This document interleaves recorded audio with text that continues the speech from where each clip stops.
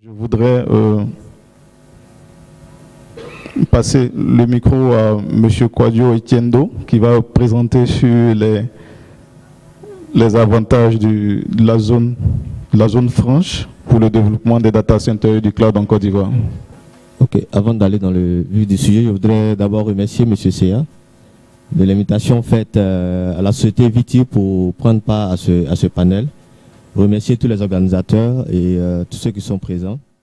Donc déjà en entrée, je voudrais préciser que fait le VITIB à ce forum sur les data centers et le cloud. Le VITIB qui n'est pas un opérateur cloud ni un opérateur data center, alors que faisons-nous ici? Alors d'entrée de jeu, je voudrais présenter le VITIB comme la plateforme qui a été créée par l'État de Côte d'Ivoire pour accueillir ce type de projet, pour héberger les data centers en Côte d'Ivoire, oui, même dans la sous-région. Alors, la petite présentation que nous avons prévue, va nous permettre de parler brièvement de VITIB. C'est quoi le VITIB? D'abord, le VITIB, c'est une société créée par l'État de Côte d'Ivoire, qui est une société privée, avec une participation minoritaire de l'État de Côte d'Ivoire. Mais l'État de Côte d'Ivoire a voulu confier ce projet aux spécialistes, aux leaders du marché. Donc nous avons tous les opérateurs de la place qui sont actionnaires dans le VITIB. Donc c'est une société qui a été créée par l'État de Côte d'Ivoire, qui bénéficie d'une convention de l'État de Côte d'Ivoire pour gérer la zone franche qui est située à Grand Bassam. Et donc l'État a décidé de délocaliser cette zone franche d'Abidjan à Grand Bassam. Mais pourquoi? Le projet il a été créé en 2004. Déjà en 2004, on avait la pression sur Abidjan qui était saturée. Aujourd'hui, nous sommes en 2017, on voit comment est-ce que les embouteillages, comment est-ce que la ville est saturée. Donc l'État a voulu dédier une zone spécialisée qui ne soit pas trop loin d'Abidjan. Nous sommes situés à 15 minutes de l'aéroport avec la nouvelle autoroute. Nous sommes à 30 minutes du port. Et on connaît aussi la zone de Bassam qui est une ville historique. Et la vision de l'État en créant ce cadre, c'était de faire du VITIB la vitrine technologique de la sous-région. Alors l'État a d'abord créé un territoire. Aujourd'hui, c'est un territoire en 3 phases.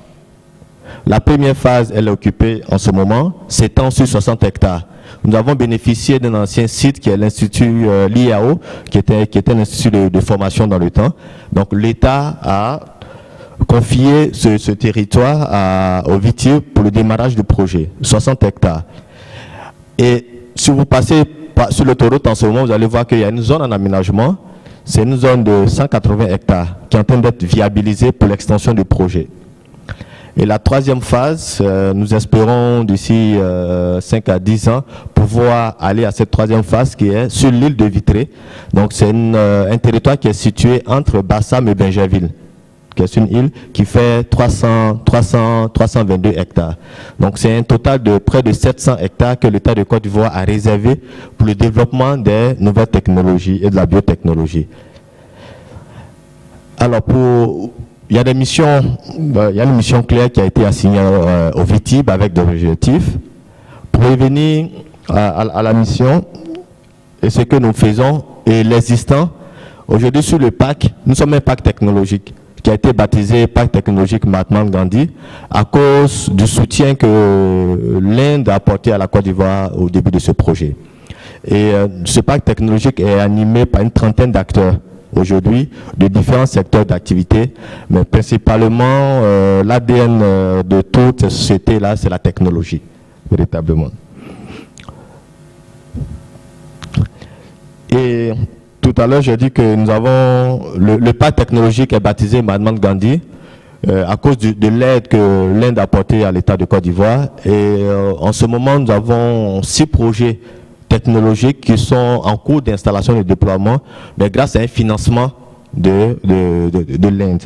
Le premier projet concerne une station terrienne pour donner de l'Internet backup. Aujourd'hui, nous avons les 3 fibres optiques qui arrivent, les câbles sous-marins qui donnent de l'Internet à la Côte d'Ivoire. arrive en zone franche, au Vitib. On s'est dit, mais parallèlement à ces câbles sous-marins, c'est bien aussi d'avoir une connexion satellitaire pour des BACA ou pour d'autres services spécialisés. Vous savez que le secteur de l'audiovisuel a été libéralisé. Aujourd'hui, la volonté de l'État, c'est de pouvoir développer du contenu local. Donc, nous bénéficions d'un financement pour pouvoir monter un studio audiovisuel qui soit libre, qui soit privé, qui peut être utilisé par tout producteur. Parallèlement à ces éléments de l'audiovisuel, il y a un laboratoire réseau pour pouvoir permettre aux étudiants, aux professionnels de faire de la pratique, avoir des certifications Cisco et autres, dans un laboratoire entièrement équipé avec des outils qui puissent permettre de ne plus aller à l'extérieur pour avoir certaines certifications. Nous avons également, on parle de data center et cloud, nous bénéficions d'un financement pour mettre en place un réseau d'archivage de données. Comme vous savez, la vocation de Vitib, ce n'est pas d'être un acteur. Là, en ce moment, ce que nous cherchons, par exemple, on cherche un exploitant de ce réseau, véritablement. Nous aurons au Vitib le premier laboratoire d'analyse d'ADN humain. On sait que le problème de sécurité, c'est une problématique dans nos pays. Et ce laboratoire d'analyse d'ADN humain va permettre de pouvoir pousser certaines enquêtes. Ça permet aussi même de développer des produits technologiques. Aujourd'hui, nous avons la biométrie, les accès biométriques et autres. Donc, aujourd'hui, il y a les services bancaires, il y a les services de sécurité, mais qui utilisent des données humaines.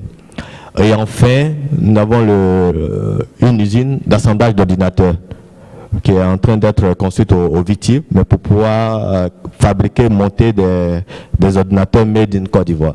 Donc voici un certain nombre de projets technologiques en cours de réalisation. On espère finaliser tous ces projets d'ici la fin de cette année 2017.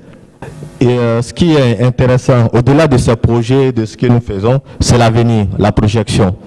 Et la projection, vous voyez ici un plan de masse du futur parc technologique qui va s'étendre sur 240 hectares, donc les 60 hectares que nous occupons en ce moment, plus les 180 en développement. Et c'est une zone que nous voulons, une zone d'abord écologique, une zone verte, comme on dit, une smart city également, donc une ville intelligente. Donc c'est un nombre d'infrastructures qui sont en train d'être déployées pour nous permettre à terme d'avoir cette ville intelligente à côté d'Abidjan, à 15 minutes de l'aéroport, comme j'ai dit tantôt. Et si vous allez sur le chantier, nous sommes en train de bâtir, parce que pour l'aménagement en cours, les 180, c'est un territoire vierge. D'ici la fin de l'année, vous allez voir un territoire viabilisé. Et donc, il aura de la voirie, il aura de l'électricité, de l'eau, de la fibre optique. Donc, on s'est dit, bon, nous devons faire l'effort d'avoir le premier bâtiment sur ce territoire. Donc, nous sommes en train de construire en ce moment le futur hôtel d'entreprise, que nous appelons l'hôtel des entreprises TIC, pour accueillir justement les acteurs du secteur qui voudraient bien, mais être localisés sur le parc technologique. Comme on dit, quitter un peu la ville d'Abidjan, qui est très engorgé, et puis profiter d'un territoire totalement idéal, mais pour le développement des activités. Et ce projet, nous avons 12 mois pour construire ce bâtiment. Donc à fin 2018, vous pourriez voir ce bâtiment sur le site en aménagement en ce moment.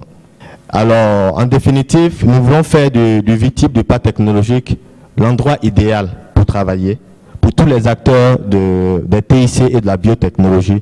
Il y a notamment ce qui est secteur pharmaceutique et autres. Ce sont des secteurs qui sont éligibles, l'agro-industrie et autres. Donc, nous nous ouvrons en ce moment à ces nouveaux secteurs.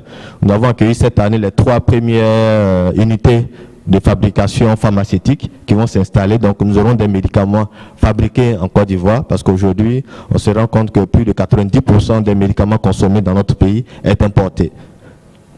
Donc, l'endroit idéal pour travailler, aussi l'endroit idéal pour vivre. Donc, nous développons parallèlement à la zone de production qui est la zone franche, nous développons un projet résidentiel pour accueillir jusqu'à 5 000 à 6 000 personnes.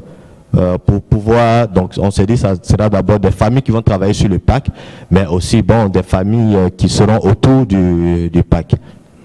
Et à la fin, l'endroit idéal pour se détendre. Parce que nous sommes à Bassam, nous sommes entre la lagune et la mer, vous avez Assini qui est à côté, on voudrait faire un parc aquatique, faire d'autres réaliser d'autres projets mais de détente, mais pour que celui qui travaille au Viti ne soit pas obligé encore de quitter Bassam pour pouvoir aller se détendre à Abidjan et autres, mais faire le tout en un projet qui soit aussi professionnel, familial et puis culturel. Alors, notre intervention, pour revenir pourquoi nous sommes là, c'est les avantages que la zone franche de Viti offre pour le développement des data centers et des services cloud. Il faut dire qu'en ce moment, nous avons 3 data centers. C'est le territoire où nous avons le plus de data centers concentrés en Côte d'Ivoire. Nous avons 3 data centers installés en ce moment. Mais pourquoi? Parce que ceux qui s'installent au Viti, les études ont montré que développer et déployer un data center au Viti vous permet de gagner entre 20 et 40% d'économie sur vos investissements, donc les CAPEX, et sur vos coûts d'exploitation, donc les OPEX. Et lorsque on sait que l'objectif, la mission des data centers des services cloud, c'est de permettre aussi bien l'accès facile et fiable aux informations et aux services, mais aussi à un coût abordable, accessible, un coût économique. Donc on s'est dit, ok, l'environnement qui permet à ces acteurs de bénéficier de 20 à 40% d'économie sur les investissements et sur les coûts d'exploitation, c'est pas négligeable. Donc soit l'investisseur, il augmente ses marges, ou le consommateur, mais il a un produit beaucoup plus accessible. Alors, parler dans le détail de ces avantages. Pourquoi les 20 à 40% d'économie? Mais parce que le fait d'être installé en zone franche vous exonère d'impôts sur vos bénéfices, vous honore des taxes à l'importation et à l'exportation. Donc tout le matériel, les serveurs, les équipements que vous allez importer pour installer votre data center, c'est 0 frais de douane. Nous avons un client qui est installé, même le bâtiment qu'il a construit, il a fait en hors taxe, hors douane. Donc vous imaginez, nous avons vu la présentation de NCA, il y a eu près de 2 milliards d'investissements, par exemple pour installer un data center. Donc c'est des investissements qui sont énormes. Et dit qu'on arrive à réaliser 20 à 40% sur même dans la construction, dans l'énergie, c'est des économies qui sont très appréciables. Et même dans la consommation, le carburant, on voit que les data centers, par exemple, si vous voulez des services backup, il faut des groupes électrogènes, il faut alimenter ces groupes électrogènes de carburant, de gasoil, mais vous ravitaillez en carburant en hors taxe, hors douane sur le territoire national. Vous n'avez pas de patente à payer.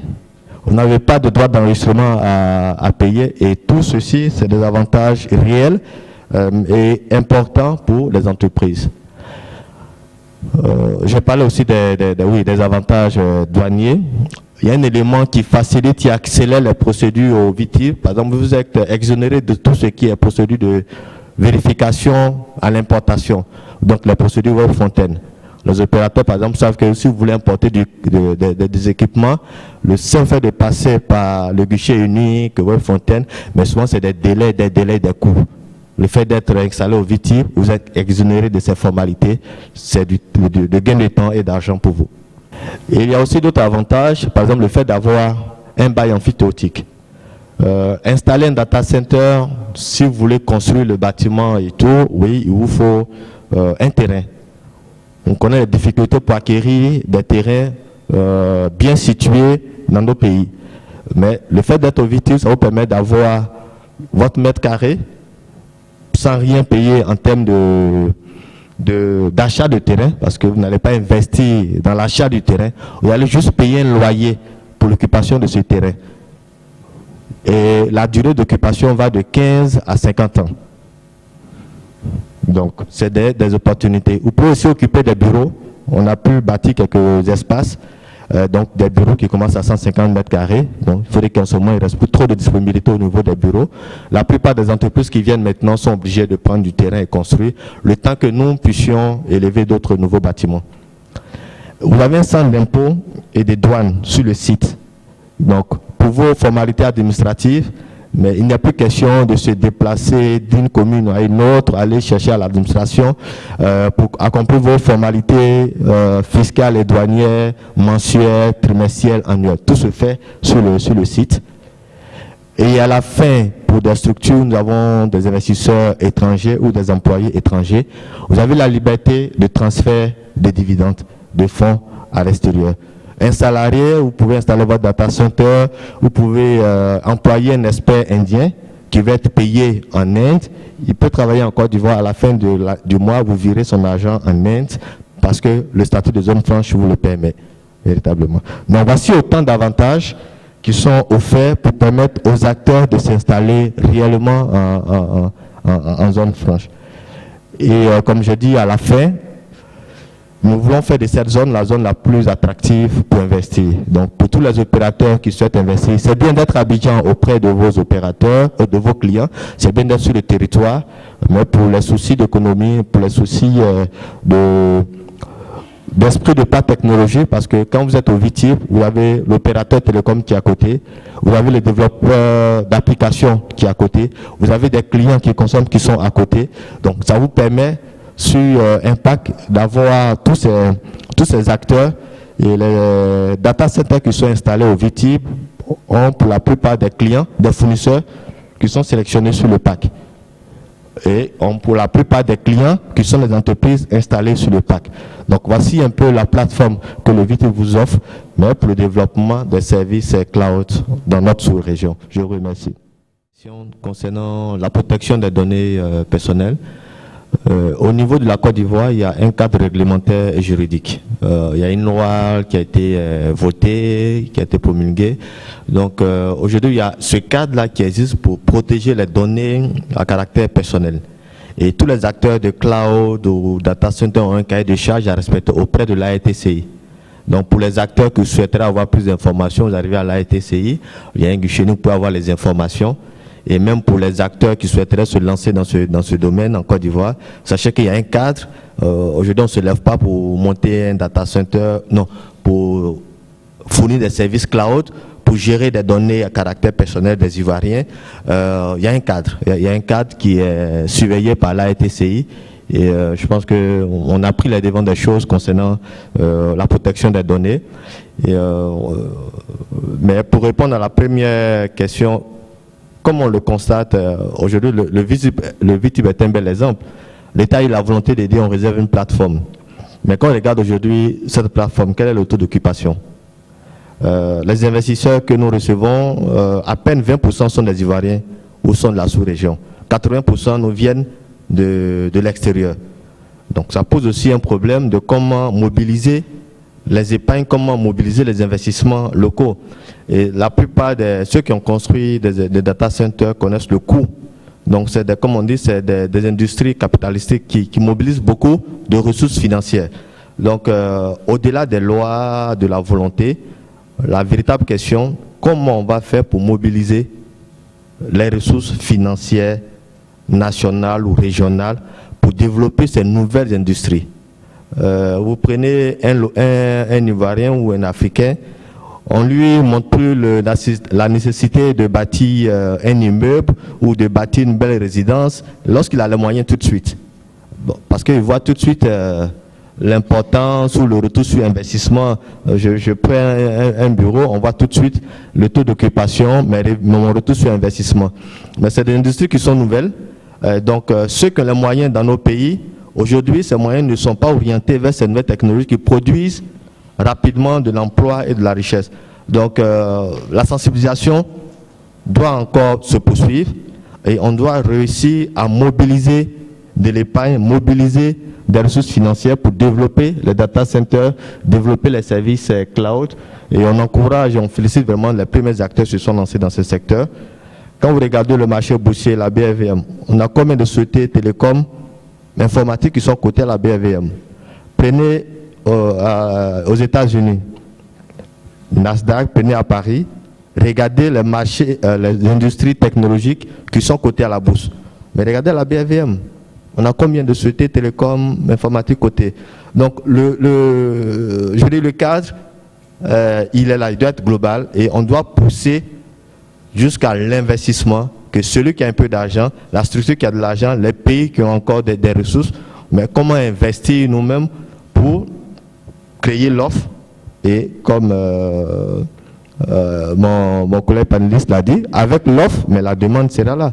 Avant qu'il y ait le mobile, comment est-ce qu'on téléphonait? Aujourd'hui, quand il y a le mobile, comment est-ce qu'on utilise le mobile aujourd'hui?